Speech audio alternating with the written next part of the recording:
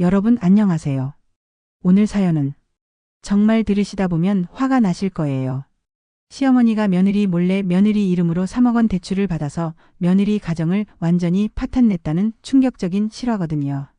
이것도 구독자분이 직접 보내주신 실화 바탕 사연입니다. 정말 이런 일이 현실에서 일어날 수 있을까 싶을 정도로 어이없는 이야기예요. 그럼 송지영 씨의 사연을 들어보시죠. 안녕하세요. 저는 35세 송지영이라고 합니다. 결혼 10년 차이고 초등학생 아이 둘을 키우고 있어요. 제가 오늘 이 사연을 보내는 이유는 정말 억울해서 그래요. 시어머니가 제 이름으로 몰래 3억 원 대출을 받아서 저희 가정이 완전히 망했거든요. 어떻게 이런 일이 가능한지, 그리고 그 돈을 어디에 썼는지 아시면 정말 기가 막히실 거예요. 모든 게 시작된 건 작년 여름이었어요. 남편이 직장에서 승진을 해서 급여가 좀 올랐거든요. 그래서 아이들 학원비도 늘리고 더 좋은 동네로 이사도 가려고 전세자금 대출을 알아보고 있었어요. 그런데 은행에서 이상한 얘기를 하더라고요. 고객님, 이미 대출이 3억 원이나 있으신데 추가 대출은 어려울 것 같습니다. 네? 무슨 대출이요? 저희는 대출 받은 적 없는데요. 은행 직원이 당황하면서 확인해 보더니 충격적인 얘기를 했어요. 작년 3월에 저축은행에서 3억 원 대출 받으신 기록이 있네요. 보증인은 박경숙님이고요. 박경숙. 그게 제 시어머니 이름이었어요. 그 순간 머리가 하얗게 변했어요.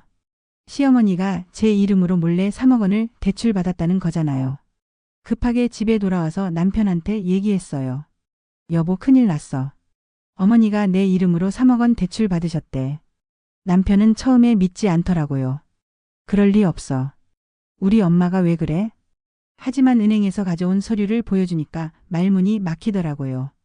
분명히 제 이름으로 된 대출 서류였거든요.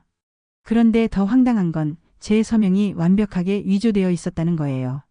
정말 제가 서명한 것처럼 똑같더라고요. 바로 시어머니께 전화드렸어요. 어머니, 제 이름으로 대출 받으신 게 사실인가요? 아, 그게 급한 일이 있어서. 미안하다. 급한 일이 뭔데요? 그리고 왜 미리 말씀 안 하시고 제 이름을 몰래 써요? 가족인데 뭘 그렇게 따져? 내가 갚을 거니까 걱정하지 마. 정말 어이가 없었어요. 3억 원이라는 거액을 제 이름으로 몰래 대출받고는 가족인데 뭘 그러냐는 식이었거든요. 하지만 더 큰 문제가 기다리고 있었어요. 그 3억 원 대출이 연체되기 시작한 거예요. 한 달, 두 달. 시어머니가 갚겠다고 했는데 전혀 갚지 않더라고요. 그러더니 3개월째 되는 날 저한테 전화가 왔어요. 송지영 씨 맞죠? 대출 연체 3개월째인데 언제 입금하실 건가요? 그때 깨달았어요. 제가 신용불량자가 된다는 걸요. 급하게 시어머니께 연락했어요. 어머니, 대출금 안 갚으시면 제가 신용불량자 돼요. 아, 지금 좀 어려워서. 조금만 기다려봐. 기다려달라고? 3억 원을 제 이름으로 빌리고는 기다려달라고요? 남편한테 사정했어요.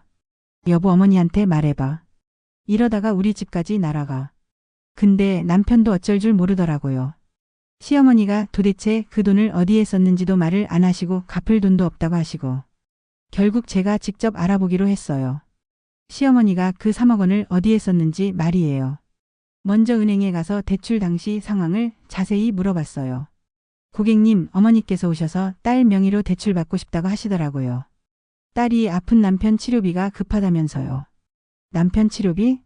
우리 남편은 멀쩡한데요. 그래서 어떻게 처리해 주신 거예요?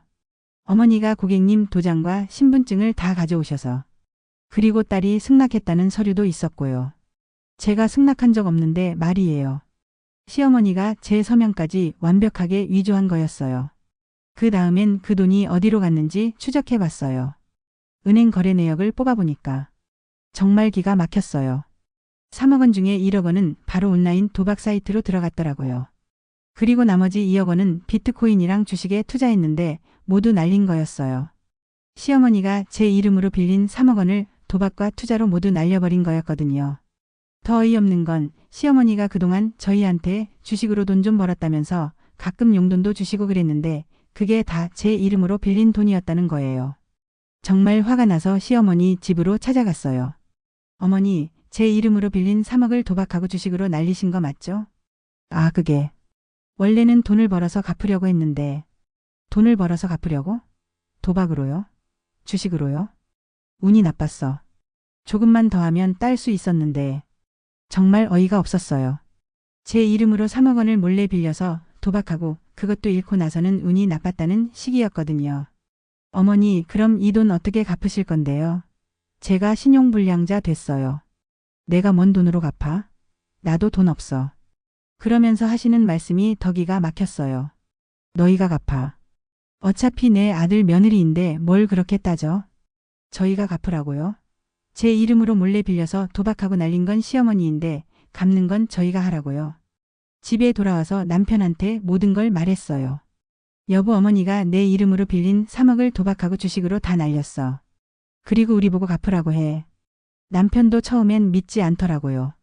하지만 은행 거래 내역을 보여주니까 충격받더라고요. 도박을. 엄마가? 응. 온라인 카지노에서 1억, 주식과 코인으로 2억 다 날렸어. 그때부터 시작된 게 정말 지옥 같은 나날이었어요. 일단 제가 신용불량자가 되면서 아이들 학원비, 자동이체가 다 끊어졌어요. 카드도 정지되고 핸드폰 요금도 연체되고. 가장 큰 문제는 전세집이었어요. 전세 계약이 만료되는데 전세금을 올려달라고 하더라고요. 그런데 저희는 신용불량자라 대출도 못 받고 추가 전세금도 구할 수 없었어요. 결국 더 싸고 좁은 집으로 이사해야 했어요. 아이들은 전학까지 해야 했고요. 아이들한테 어떻게 설명해야 할지 모르겠더라고요. 엄마, 왜 이사해야 해? 나는 여기서 살고 싶은데. 엄마, 학원은 왜 안 보내줘? 아이들한테 뭐라고 말해야 할까요? 할머니가 엄마 이름으로 몰래 돈 빌려서 도박했다고 말할 수도 없고. 남편은 시어머니한테 계속 돈 갚으라고 얘기했지만 시어머니는 나도 돈 없다. 너희가 해결해라는 식이었어요. 급한 대로 남편이 직장에서 대출을 받아서 일부라도 갚아보려고 했는데 3억이라는 돈이 워낙 커서 이자만으로도 벅찼어요. 매달 원금과 이자 합쳐서 300만 원 넘게 나가는데 남편 월급으로는 감당이 안 되더라고요. 그런데 시어머니는 여전히 가족인데 뭘 그러냐는 식이었어요. 어느 날은 이런 말씀까지 하시더라고요. 나도 나이 먹어서 할 수 있는 게 없어. 그리고 원래 부모가 자식한테 물려주는 빚도 있는 거 아니야? 물려주는 빚이라고요? 자기가 도박해서 만든 빚을 물려주는 빚이라고 하시는 거예요. 정말 참을 수 없어서 법적으로 방법이 없는지 알아봤어요.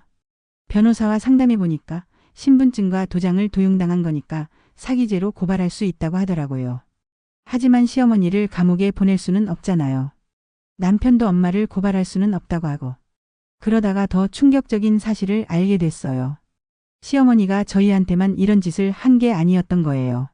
남편 형 부부한테도 똑같은 짓을 했더라고요. 형수 이름으로도 2억 원을 대출받아서 도박으로 날렸던 거예요. 그래서 형네도 이미 신용불량자가 되어서 지방으로 이사 갔더라고요. 그 얘기를 듣고 정말 기가 막혔어요. 시어머니가 두 며느리 이름으로 총 5억 원을 빌려서 모두 도박으로 날린 거였거든요. 형수한테 연락해봤더니 정말 똑같은 상황이었어요. 지영아, 나도 진짜 어이없어서.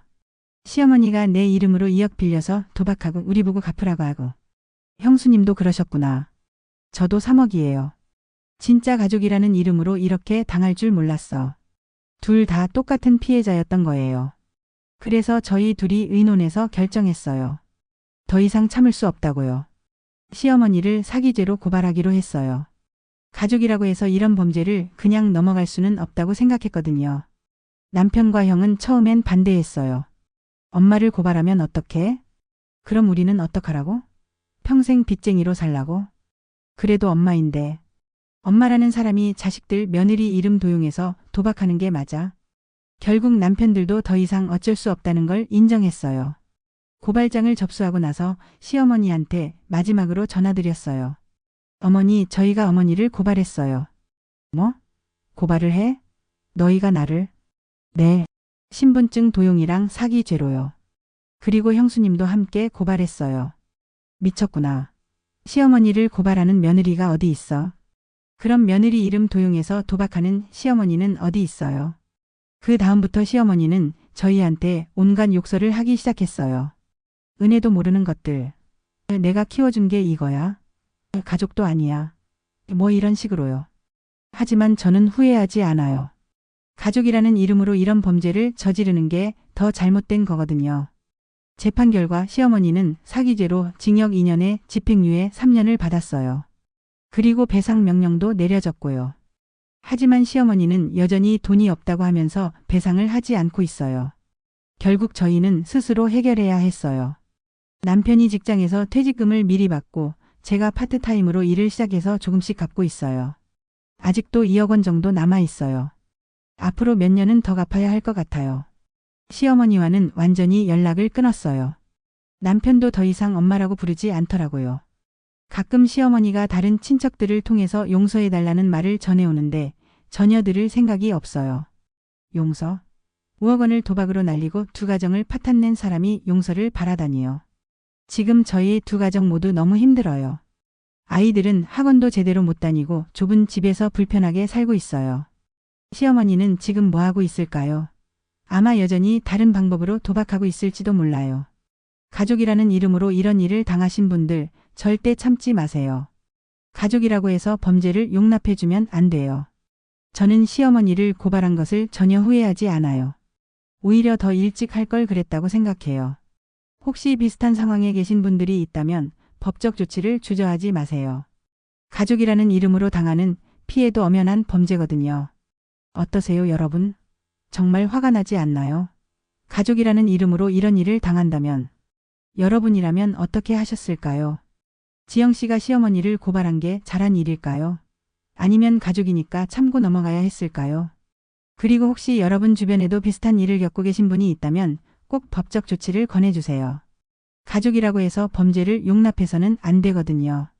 댓글로 여러분의 생각을 들려주시고 비슷한 경험이 있으시다면 사연도 보내주세요. 다음에도 더욱 충격적인 실화 사연으로 찾아뵙겠습니다. 구독과 좋아요, 알림 설정 부탁드려요.